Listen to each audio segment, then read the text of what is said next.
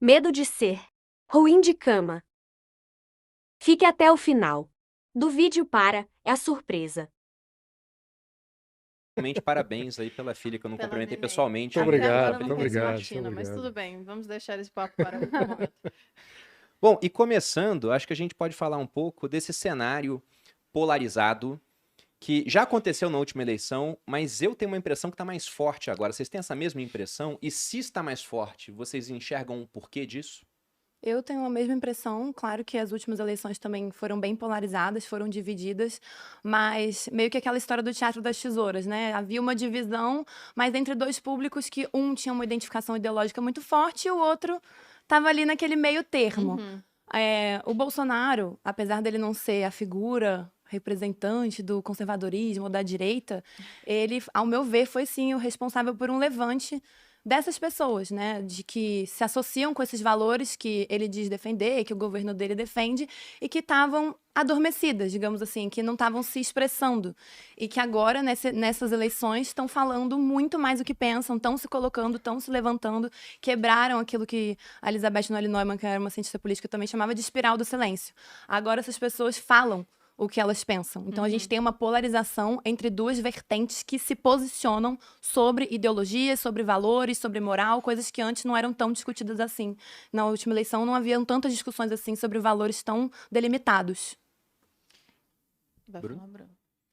Bom, a respeito da polarização, primeiro, quer dizer, a polarização no Brasil, entendendo a polarização como dois polos e não como vários polos, ela é antiga, ou seja, na construção da política brasileira, da nossa tradição política a partir da secessão em 1822, os dois grupos que eram os principais protagonistas da política brasileira eram os partidos conservador e o Partido Liberal. Então essa história começa lá atrás e naquele momento, primeiro e segundo impérios, você podia usar essa palavra polarização entendendo que haviam dois polos distintos que disputavam não só a política formal, mas também a disputa intelectual no âmbito político. Quando se dá o golpe militar e aí a transição da monarquia para a república, a coisa fica meio bagunçada, porque vários grupos políticos com ideias divergentes começam a participar dessa arena de debate público e começam a criar partidos. Obviamente que naquele início ali, daquilo que é chamado de República Velha, embora eu não goste desse nome, mas no início da República, basicamente eram diferentes visões de uma mesma posição que seria o republicanismo. Tá? Então você tinha ainda um grupo remanescente do antigo Império, que eram os liberais, que se mantiveram na política. Os conservadores basicamente se afastaram, assim, tirando um e outro, foram eliminados da vida pública, mas os liberais permaneceram, como o Rui Barbosa, por exemplo. E aí essa história vem sendo construída na República com esses grupos que a gente não sabe exatamente definir ideologicamente em qual espectro localizá-los. Tá? E aí, com a ascensão dos socialistas, dos comunistas na política brasileira, a coisa fica um tanto complicada. Então, pulando um pouco na história, quando um partido como a Arena, por exemplo, é qualificado corretamente como direita, e eu não gosto de usar esse termo, porque é muito genérico, tenta abrigar posições políticas muito divergentes e, portanto, é impossível você definir o que é direita considerando essas divergências. Mas, usando esse termo aí que está consolidado, o partido Arena, por exemplo, era incorretamente, ainda denominado como um partido conservador. Mas a Arena era um grande saco de gato. Ali tinha gente de tudo quanto é tipo e visões políticas muito distintas. Tá?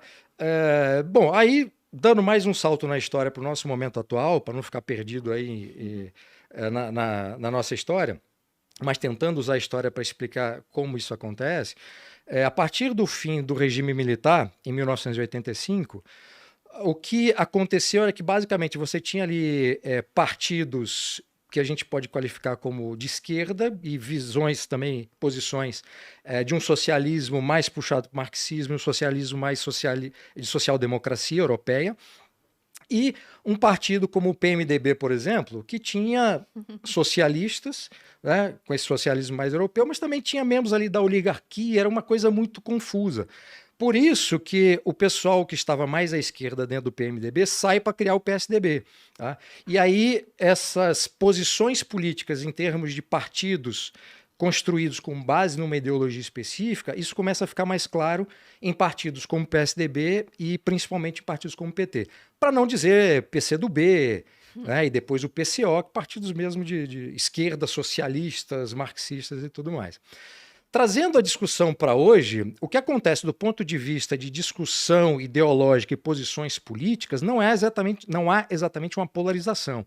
Você tem um pluralismo de visões, de perspectivas, que aí sim eu acho que é uma novidade na história. Então, tentando retomar, resgatar essa história, eu não conheço nenhum momento da história do Brasil em que tantas posições políticas e econômicas tão distintas estivessem no debate.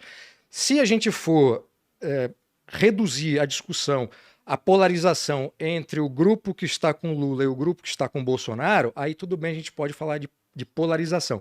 Mas em termos de debate político, eu acho que há muito mais pluralismo do que exatamente uma polarização. Se for pensar nessas ideias, por exemplo, anarcocapitalistas, aí tem os socialistas, aí tem um cara que é um social-democrata, tem um cara que é conservador. Hoje tem muito mais gente com voz no discurso. Então, realmente, você tem acesso a diferentes ideias que, quando eu tinha 18 anos, eu nem sabia que existiam, por exemplo. Isso não estava no debate público. Os jornalistas não conheciam, os intelectuais não sabiam. As críticas que os intelectuais que estavam aí escrevendo para a imprensa, falando para as emissoras de TV, quando faziam uma crítica, por exemplo, contra o conservadorismo, era uma crítica de segunda mão e não estavam falando exatamente do conservadorismo. E só para dar um exemplo... Atacavam um espantalho, né? Construíam um espantalho e atacavam... na verdade, eles estavam falando de oligarquias políticas brasileiras e não exatamente do conservadorismo. O conservadorismo virou uma espécie de insulto coringa para você definir o adversário.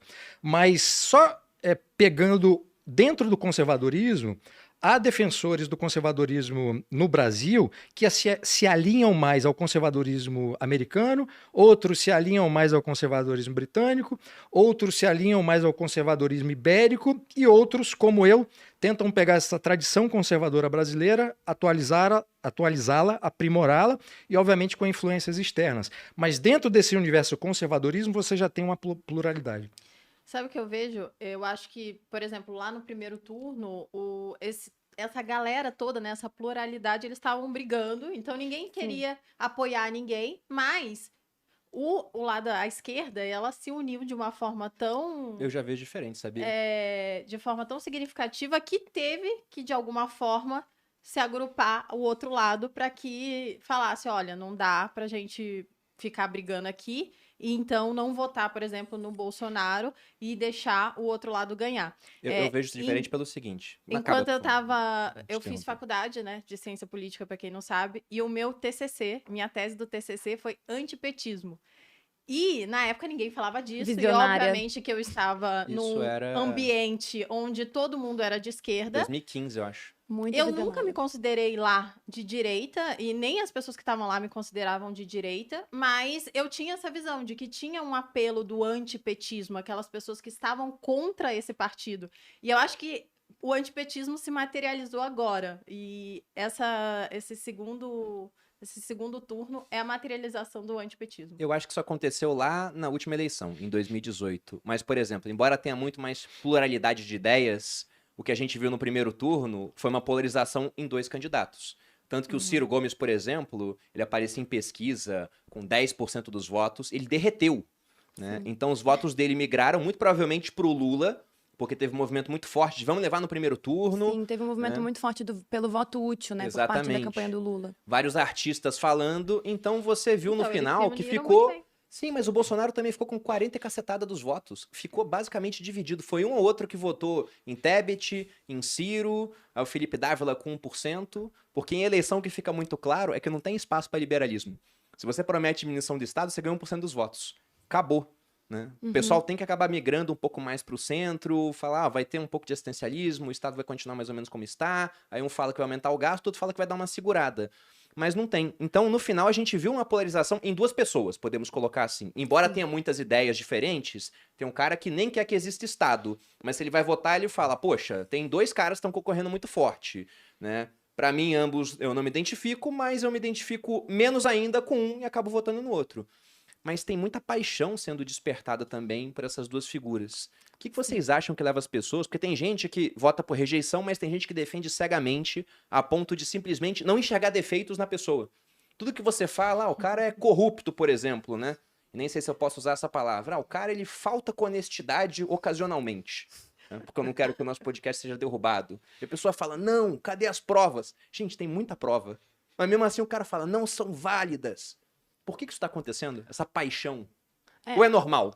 Olha, voltando um pouquinho só no que a gente estava falando antes, como eu converso com as pessoas nas minhas páginas, pessoas que nunca falaram sobre política, nunca tiveram nenhum contato com política, estão ouvindo falar pela primeira vez sobre algumas coisas, apesar de, filosoficamente falando, a gente não usar muito esses termos esquerda, direita, eu acabo falando dessa forma com as pessoas, porque eu acredito que haja sim pontos de convergência entre esses dois espectros. Então, hoje o Lula, apesar dele não ser também o candidato ideal para toda essa pluralidade que existe na esquerda, ele é um ponto de convergência para muitas ideias dessas pessoas. São ideias plurais, mas que encontram um ponto de convergência na figura do Lula. E o Bolsonaro, da mesma forma, ele não é o candidato que representa a direita, ou que filosoficamente tem todos os ideais, mas existe um ponto de convergência que a gente está vendo muito mais agora no segundo turno. Eu concordo com a Malu nesse ponto. Acho que eu, por exemplo, que sou amiga de muitos deputados, enfim, liberais, anarcocapitalistas, libertários, etc., no primeiro turno,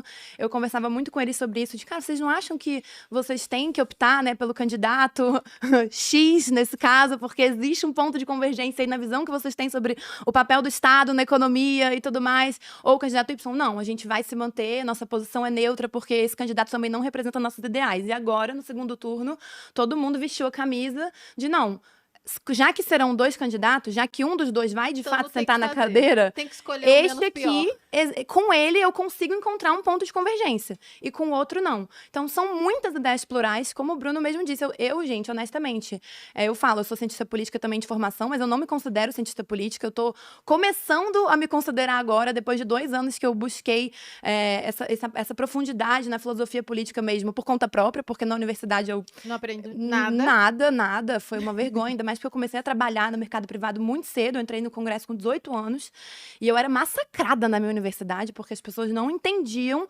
como eu não queria ser concursada pública nem acadêmica. Então, eu comecei a buscar esse conhecimento mais filosófico, profundo da política, tem no máximo 2 anos, e eu entendo, eu também tive contato com anarcocapitalista, libertarianismo, liberais, etc. Agora, é recente, tem 1 ano e meio, 2 anos, mas eu entendo que existe um ponto de convergência. Então, assim, um anarcocapitalista, ele não quer governo, mas já que eu tô aqui e eu vou ter um governo, eu prefiro um governo que queira menos participação do Estado na economia. Eu prefiro um governo que me dê mais liberdade para falar, para empreender, para prosperar, que queira interferir menos na minha vida. Então você acaba que o eleitor, mesmo esses que têm um conhecimento filosófico mais profundo, ele vai dando uns checks, sabe assim, cara, esse cara não tem nada que eu consiga me comunicar. E esse cara aqui tem 3 checks aqui na caixinha. Eu prefiro correr... Olá, eu sou o Sidney Alencar, sou coaching de relacionamentos sexuais com formação em psicoterapia conjugal e hoje nós vamos bater um papo sobre orgasmo feminino.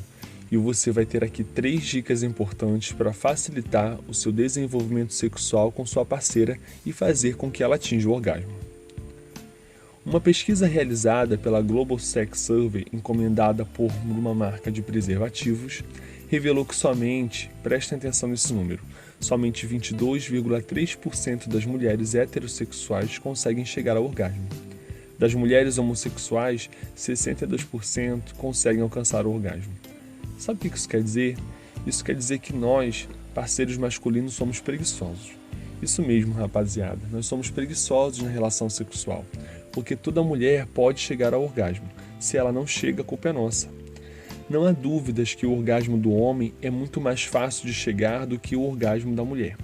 Na mesma pesquisa realizada, 95% dos homens conseguem chegar ao orgasmo. Nós homens somos muito precoces e é muito comum a gente querer gozar antes das mulheres. Nós somos egoístas. Link do e próximo. Isso desgasta a relação Vídeo na com a parceira, descrição. porque só você tem o direito de gozar. Nós vamos abordar aqui nessa série de vídeos 3 dicas importantes que irão mudar a sua vida sexual. Nós vamos falar sobre o tamanho do pênis, a importância das preliminares sexuais e sobre ejaculação precoce. Fica ligado nos próximos vídeos e até lá!